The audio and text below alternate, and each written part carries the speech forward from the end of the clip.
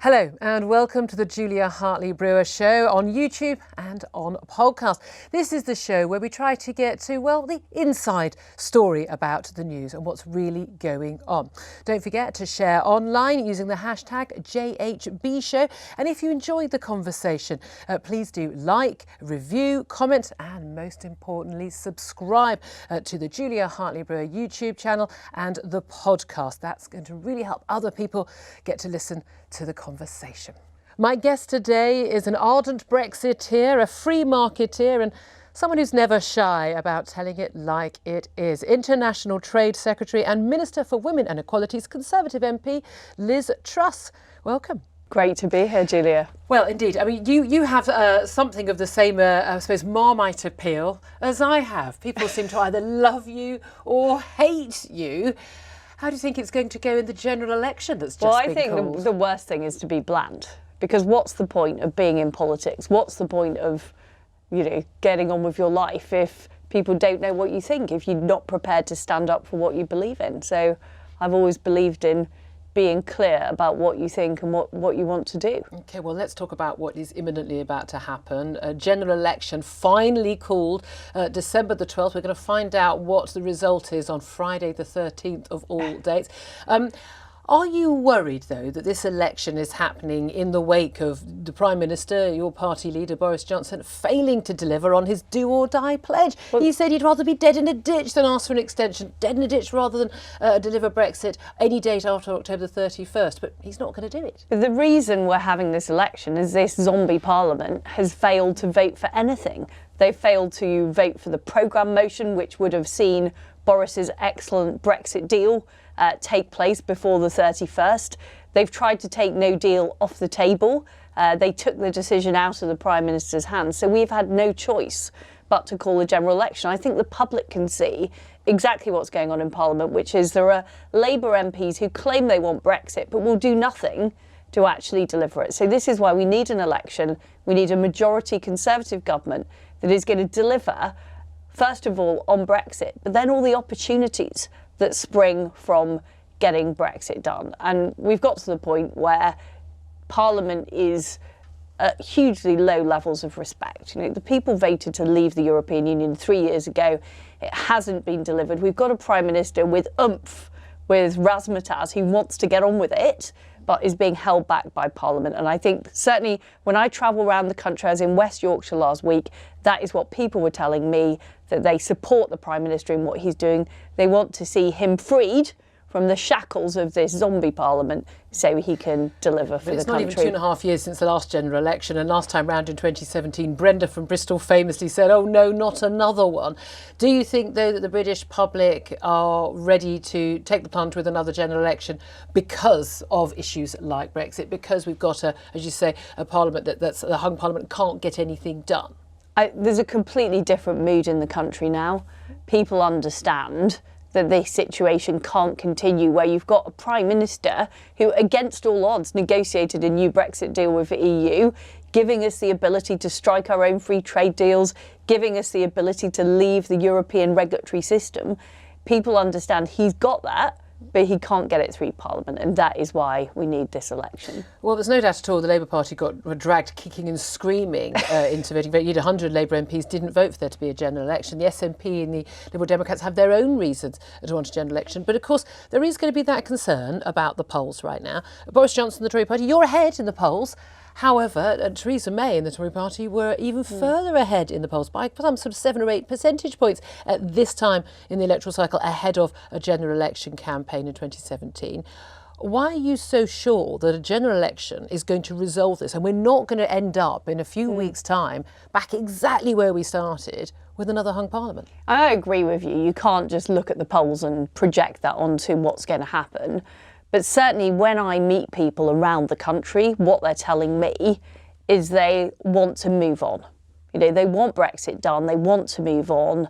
There are all these other opportunities. One of the things I'm working on is free ports, which would have huge benefit for places like Liverpool and Teesside. They can see those opportunities and they're frustrated by Parliament. So I think we're in a very different position from 2017. And we've also got a Prime Minister who's a great campaigner. You know, going around with Boris Johnson, you can't get anywhere because people want selfies with him. You know, there's a huge... He also is another Marmite character. I mean, he was very popular in 2008 and 2012 for the London mayoral elections. You know, 2012 is a long time ago, and crucially, the Brexit referendum happened in between when he was seen as a very polarising figure, crucial for winning the referendum on the Leave side, which you were campaigning for. But now he's seen as much more divisive. I don't think that is true when you move outside the sort of Westminster bubble where we get all these sort of slagging off and attacks. If you go into the types of places the Conservatives need to win at the election, you know, Wakefield, Dewsbury, Bishop Auckland, people there connect with the Prime Minister, they understand what he's trying to do. And what they also understand is that he's proud of Britain. He's optimistic about Britain's future, and there's an awful lot of negativity on the other side of this argument. The idea that Britain can't go it alone, that everything's going to be terrible, that we need to spend more time having a second referendum. I mean, I think that's the last thing people in Britain want. I haven't asked Brenda from Bristol what she thinks about a second referendum, but the idea that we need to be in this sort of analysis paralysis where we're not quite sure what we're doing, I think people are fed up with that, and they see Boris as somebody with the optimism and the vision to actually deliver for Britain. Now, this is something that they Brexiteers want to be proud of their country. Well, this is it. Brexiteers get a lot of criticism for, it was if you vote with your head, you think about the economics. You know, Remain is better than Brexit, and we were accused in 2016 and ever since of not really, you know, thinking about the facts and the realities. But so much about Brexit and being a leaver, and you were an ardent leaver and have been for some time, it is about, I suppose, a positive view of your country. So much the Remain view is about just thinking we're a bit of, you know, we're old news. We're not a very important country anymore. We can't hack it on the global stage anymore. We need the EU to have any clout to do anything whatsoever. Why do you think people have such different views of our country? It is a really interesting question, but when I travel the world as Trade Secretary, the view of Britain is it's the 5th biggest economy in the world. Everybody wants to do a deal with us. They see us as a trusted country with exciting products, exciting ideas, great culture. You know, they want to have a share of that. They want to work with us. And I visit countries like Australia, which is a much smaller economy than Britain. Australia strikes its own trade deals around the rest of the world. It's perfectly capable of going it alone. You know, they've got a Prime Minister, Scott Morrison, who is proud to be a Conservative, proud of Conservative values like low taxes. And it's a puzzle to me why there are still quite a lot of people in Britain, despite the size of our economy, despite the fact that we are a global, you know, we are a global nation. Britain is a very well-known country around the world, who think that somehow... Soft power and hard power. Yeah, so that somehow we need to... You know, and of course we want a good trade deal with the EU. We want to trade with the EU, don't get me wrong. But we don't need to be part of their regulatory system. We don't need to have, you know, the European Court making decisions over what happens in the UK. We don't need that. But you know, you came from a very, you know, ordinary background. You didn't come from, you know, the public school, Oxbridgey route. You did comprehensive school before going to Oxford. You grew up in a left-wing household. You had a mum who dragged you along to CND my rallies. My first experience was going on a CND rally, my first political experience, with people shouting, ban the bomb and all this kind of stuff. So and standing outside a naval base. Bizarre. How did you get to the politics where you are a Conservative, B, a free marketeer? Because those aren't necessarily the same things, and C, a Brexiteer. What was your journey to believing in all those things? Well, I think, first of all, I just was hugely interested in politics when I was growing up. My mum was in the CND. She used to talk all the time about the Cold War, and we talked about it a lot in our house. And it was a really interesting time in politics because there was a big ideological battle, and I think that's where we are again. I think we've been through, frankly, quite a boring 30 years, and now we're back in talking about the big ideas, which I find really exciting. But my fundamental political belief is that people should be free to live their own lives as they see fit. And I think as I grew up, I got frustrated with the patronising left-wing attitude that the government knows best about how you should live your life rather than you do. And I had that at school. I had a lot of left-wing teachers sort of telling me that Mrs. Thatcher was dreadful and the miners' strike was, you know, an act of, you know, nobility, etc., etc. And I gradually thought, well, it feels like Mrs. Thatcher's on the side of Britain, that our country's getting better. And I began to move away from left-wing politics. I did join the Liberal Democrats briefly in my teenage and in your student years. In my teenage years, because it was in North East Leeds, it wasn't very acceptable to be a Conservative. There was a kind of thing about being a Conservative. So I thought the Liberal Democrats believed in freedom. I was not right about that, and in particular, I remember them talking about putting up taxes, and I just thought that was really wrong. I thought people were already paying enough tax. I didn't want to see the government get any bigger. And I went to university, I met some Conservatives, I realised that actually they shared the same ideas that I did. And I joined the Conservative Party when I was 21. I mean, you'll be seen as being on the right of the party, not just a Brexiteer, but also as a free marketeer. But a crucial part of that is that you want to get not just this Brexit deal, a free trade deal with the European Union after we leave, if we leave, but also deals with other big countries like the United States, with whom we already do. Again, this is something that Remainers don't seem to understand. We do huge amounts of business with the United States without a deal of any sort. If we take cars, for example, we sell £12 billion worth of cars to the EU. We sell £8 billion worth of cars to the US. How on earth do you do that without a trade deal? Well, exactly. So on WTO terms, we're already selling £8 billion worth of cars, which is 2/3 of the amount of cars we're selling to the EU. So with a trade deal, of course, we'll be able to do even more trade. But it does point to the fact that we can have a free trade deal with the EU. We can carry on selling all of those cars, and the British car industry is a massive success story. I went to Aston Martin earlier this week. Difficult job of driving the Aston Martin round, checking out the new James Bond edition.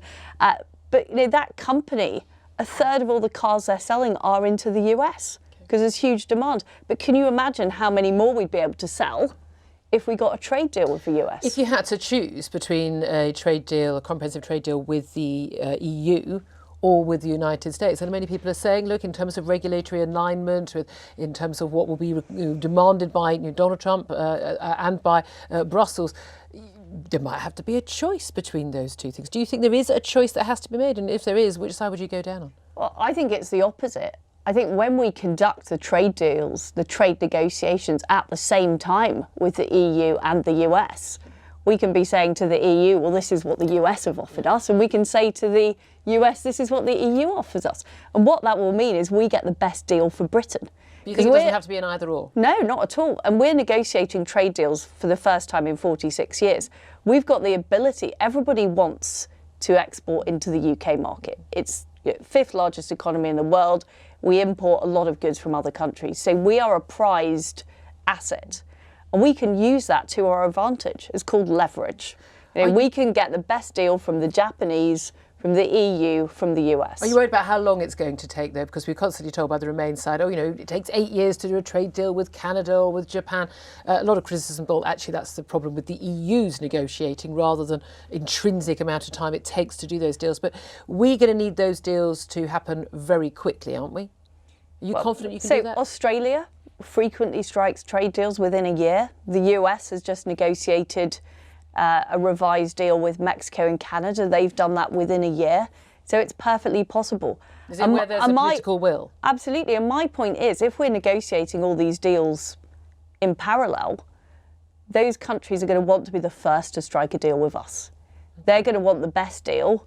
They're not going to want to see, the EU aren't going to want to see the Americans get more out of a deal with us, so they're going to be more likely to come to the table. So we've got a huge advantage in negotiating all these deals at the same time. Are you at all concerned about an economic cost? I mean, and a hit to the UK economy as a result of Brexit, whether it's a deal or a no deal? Lots of the focus has been on the terrible traumas awaiting us for a no-deal Brexit. Now there's a Brexit deal on the table. Now it's all focused on, even with a Brexit deal, there'll be this hit to the economy.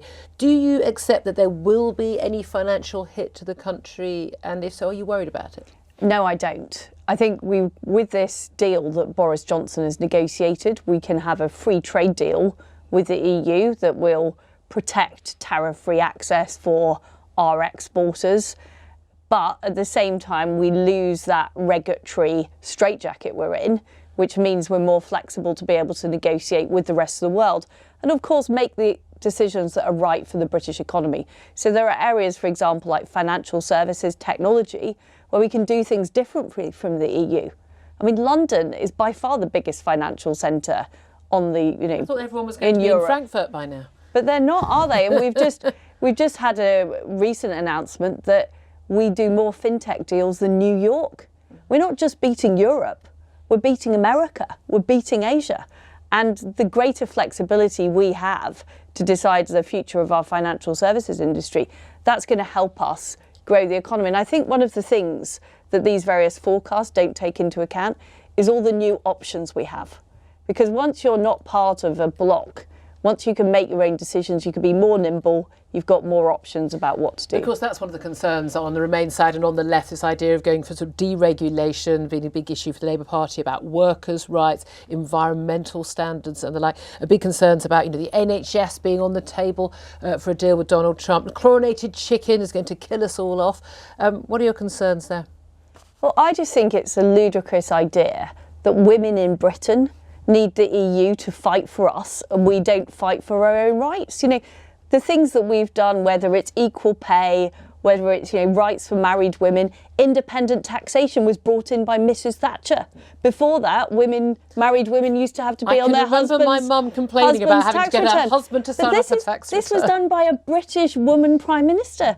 Why do we think that British women aren't capable of standing up for our own rights? Why do we need the people in Europe? I just find it a ludicrous idea that we're not capable of deciding what works for us. So you're saying there might be deregulation and in different regulations, and there might be higher or lower standards, but is the key argument there that that's a decision by a British government elected by the British people? Absolutely. And I believe that we can do things differently and we can do things better. So one of the things we'll be doing, for example, is banning live animal exports, which is currently allowed under the EU because we have very high standards of animal welfare here in Britain. Of course, we will protect the NHS. The NHS is not on the table in any trade deal with any other country in the world.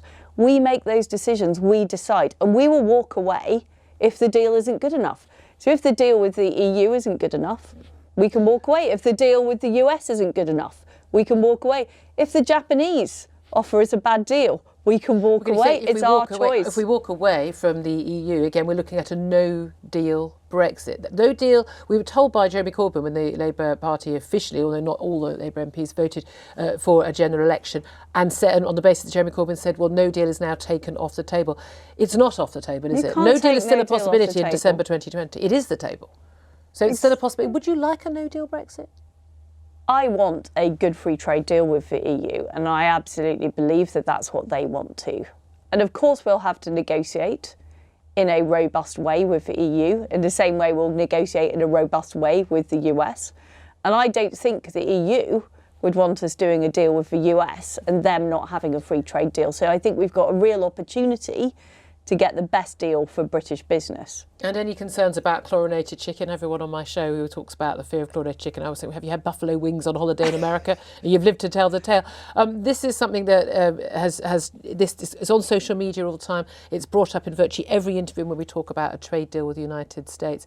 Is that going to be damaging, this idea that we're going to be importing food that's got lower standards of animal welfare and health? We're going to maintain our food safety standards, our animal welfare standards, and we are going to get the best deal for Britain. It's back to what you were talking about earlier, Julia, this lack of national self-confidence. Why do people think that we are not going to be able to assert ourselves in these deals internationally? Australia and New Zealand are capable of negotiating good trade deals. They're great countries, but they're far smaller than Britain. Of course we can get good deals. Does a lot of this come about from an opinion? Again, we've talked earlier about sort of an opinion that Britain is somehow hasn't got a major place in the world. It isn't a player, but also a lack of understanding of how trade deals work and how international trade and indeed any commerce works. Yeah. This idea that they say Germany or France are going to want to stop doing business with us, when the reality is most trade happens quite regardless of governments, doesn't it? People want to buy. They see something on the internet or in a shop, they want to buy it. It doesn't really matter where the government what the government thinks about it, as long as it's freely available. Exactly, and I'm a free marketeer because I believe that the best decisions are made by people who come up with ideas, create companies, create wealth, create jobs. That's what makes our society and economy work, by allowing people to unleash their natural talent and create goods and services. What international trade is about doing that on a bigger scale. So why should it be the case that if I'm exporting, boohoo.com exports its clothes to the US, but currently it faces a tariff of over 10%. Now, if we do a trade deal with the US, that could mean that Boohoo could export its clothes for zero. What would that mean? More people get employed in Manchester. That's great news for our economy, and that's what trade is all about. It's all about businesses, people with great ideas, great products, being able to sell them overseas without the red tape, without the barriers. Now, you talk very positive terms. I mean, that's your job as International Trade Secretary, of course. But you, as I mentioned earlier, you do inspire quite a lot of anger on the opposite benches. I say, very much a Marmite character. There's a lot of talk about abuse in politics at the moment. A number of female MPs have said that they're actually going to stand down, not stand the next election, because of the abuse that they've had. Do you get much personal abuse? Do you get it on Twitter? Do you get letters? Do you get emails to your surgery or to the ministry? And what effect does it have on you, if any? So on Twitter, I only read the comments of people I follow, because I believe that I wouldn't go into a pub and just have somebody having a go at me and just sit there and take it. Of course I wouldn't. I'm only going to listen on Twitter to the people who are capable of having a reasonable conversation. And I think we've got to be very careful, because I'm a believer in free speech and I'm a believer in robust political debate. And I mentioned one of the reasons I got excited about politics when I was growing up is there was robust political debate. And there is a bit of an idea that we're suddenly in this era where there's lots of political mudslinging. Political mudslinging's been going on forever. Nye Bevan said that Conservatives were lower than vermin. In the 1980s, some of the vitriol slung at Mrs. Thatcher was pretty extreme. And you don't think anything's really changed? I don't really think it has. I think social media has obviously spread it more.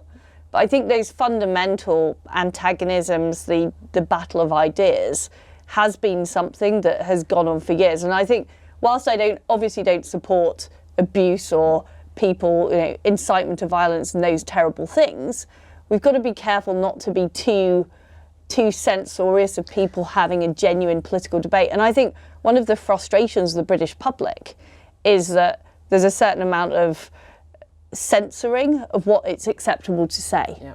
And that is a big problem, because if you sweep people's views under the carpet, people talking about concerns about immigration for years, just been written off as racist. It was an unacceptable subject. Yeah. And what happened, it was not properly discussed in Parliament. But isn't the key issue here, it's only censorious on one side? So we had that ridiculous conversation across the nation about whether or not it was awful for Boris Johnson to talk about a surrender under the Benn Act, and how this was terrible, terrible language, and as a leaver, and how awful this was, and how this engendered this terrible political climate. After 3.5 years of leavers being called racist, xenophobes, ignorant, uneducated, fascists, every word under the sun. The censoriousness only happens in one direction, I find. There is this belief on the left that they have the moral high ground, that somehow the nasty party. all of their sort of views are done through the best of intentions, so they can kind of get away with saying stuff that those on the right get slagged off or extricated for over the words they use and the language they use. And one of the things I think we do have to do as Conservatives is be more self-confident about our beliefs. Because I'm a Conservative because I believe it is best. Giving people freedom of their own lives, people taking responsibility is best for them and it's best for our country. And that's how people in Britain want to live. I think people don't like being told what to do. I think that's a large motivation behind the Brexit vote. I think it's a large motivation behind why people are frustrated with politics at the moment, and they don't like, the nanny state, and they don't really like being told what to do. So I think that that sometimes some Conservatives have been a bit too keen to apologise for those beliefs and say, oh, well, maybe we're a bit wrong, maybe we should cross-dress a bit with some Labour policies. And I think we're going to win this election by being confident about our beliefs. And in coming back to the abuse, do you think some of the MPs who complain about the abuse they get, I mean, no, never acceptable people to threaten rape or killing or anything like that, but some of the digs that people have for perhaps betraying, for instance, their promises at the last general election about delivering Brexit, this is basic politics here. Do you think they're being a bit snowflakey? I certainly think there are some times when a legitimate argument is made, and rather than people argue against the argument, they instead say it's unfair that the point's even been put. And I think that is a threat to free speech. And I think we need to be very careful about that as a country. We need to be open about the disagreements we have. Of course, they should be respectful. We shouldn't have threats of violence and so on. But I think that. But there does seem to be a lot more focus when there is someone on the left or on the Remain side who is barracked. We saw that awful scenes of Anna Soubry being followed back into Parliament some months ago and being barracked by people. But again, no physical threat to her whatsoever. And yet there have been some really very aggressive behaviour towards Conservatives or other leaders, and say Nigel Farage, for instance, and that almost gets laughed off by the same people who don't like someone shouting at someone. I think it is what is sauce for the goose should be sauce for the gander. Okay. I think it should be, I think we should have a robust level of political debate in this country. And this country has a huge tradition of free speech. It's one of the things that's made us successful, and we lose that at our peril. One of, I think, the really big surprises for me in terms of Boris Johnson's cabinet appointments was not that you were International Trade Secretary, but that you were given the Equalities brief as Minister for Women and Equalities. As someone who, like me, doesn't really sign up to the idea of women as perpetual victims, which seems to be what modern feminism is about. We are 52% of the population, so I see us as the majority, not the minority. Yeah, I mean, there's a sort of idea that women are always put upon, gender pay gap, all of these different issues. Was that a brief that you wanted to take on? Because I don't see it as a very easy fit, given the sort of role that being the Equalities and Women's and Equalities Minister is. I see it as an opportunity to do things differently. Because I think there's been too much identity politics in Britain. There's been too much of, you think this thing because you're a woman or you're part of this group and, we want you to do X, Y, or Z. I would much rather see individuals being allowed to succeed regardless of their gender, their sexuality, their race. And that's the way I'm approaching this brief. So we've got to get away from this idea that somebody should be appointed to a job, because no one wants to be the token woman. You don't want to feel like you've been appointed to a job because you've got boobs.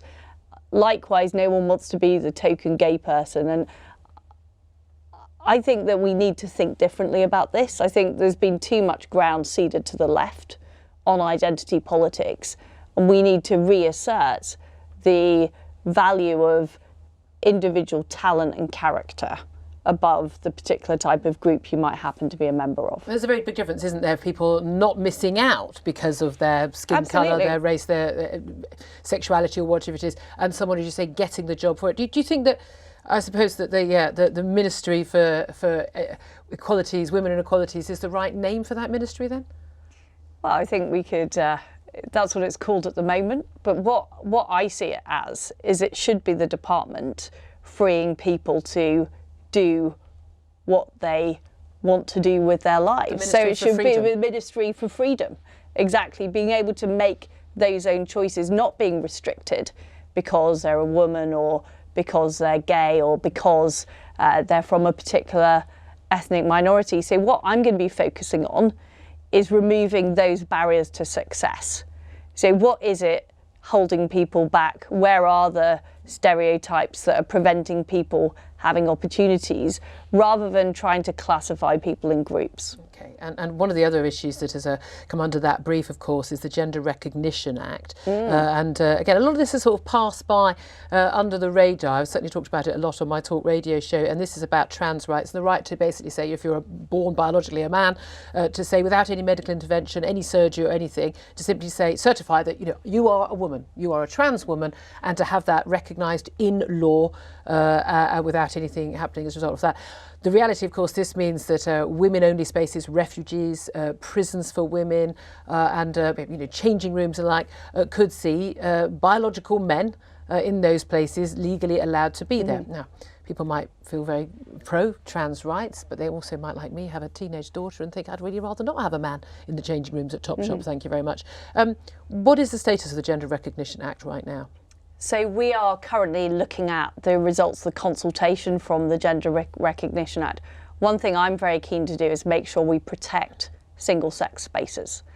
That is really, really important. And at the same time, of course, if grown adults want to make a decision to transition, that is perfectly, that is a perfectly good decision, and we should support those decisions and prevent bullying and harassment of trans people. But it is also important that we make sure that we protect single-sex spaces. And also, when children are growing up, before they're fully capable of making decisions, we should be very careful about how we guide those children, the opportunities that they're given. So I'm a great believer that once somebody is an adult, they should have full freedom to live their life as they want to live it.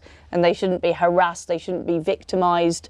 Everybody should have those opportunities and those choices. But I think it's a different issue when somebody is growing up. So those are the things that I'm looking very carefully at, because we don't want to make any precipitate decisions on this. Okay, we have seen a massive growth in children supposedly transitioning, and of course this often renders them infertile, and again decisions being made from a very, very young age, even as young as 3.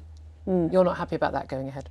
Well, I am very concerned about children when they're developing, making irreversible decisions. I think there's a great difference between somebody who is an adult being able to make decisions about their future.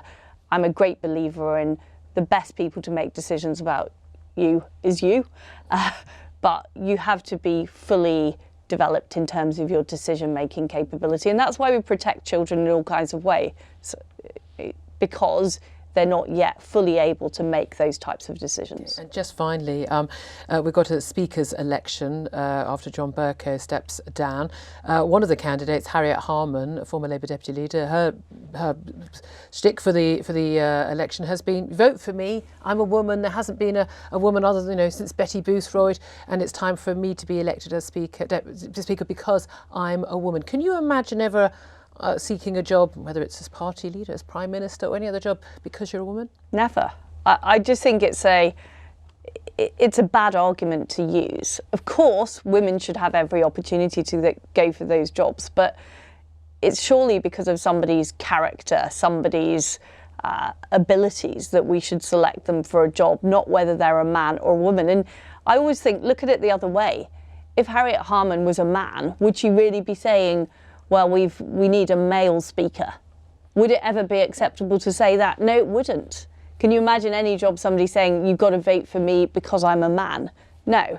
And we shouldn't accept one set of rules for women and one set of rules for men, because that is arguing against equality. So, for example, there are some people, I remember the leader of the Green Party, claiming that we should have an all-female cabinet on the grounds it would be more caring and compassionate. I don't believe that for an instance. It's sexist to say that women are more caring and compassionate, in the same way it's sexist to say that men are naturally stronger or better leaders. So I think it's a hypocritical argument to say there are qualities that women have that men don't have, and vice versa. Do you think you'd make a good leader of the party? Of the Conservative Party, a good Prime Minister? Well, we've got a fantastic Prime Minister at the moment, and I'm going to be working very hard over the next few weeks to get him the majority that he deserves. But am I an aspirational person? Yes, I am. Do I want to continue in the working in the government? Of course I do.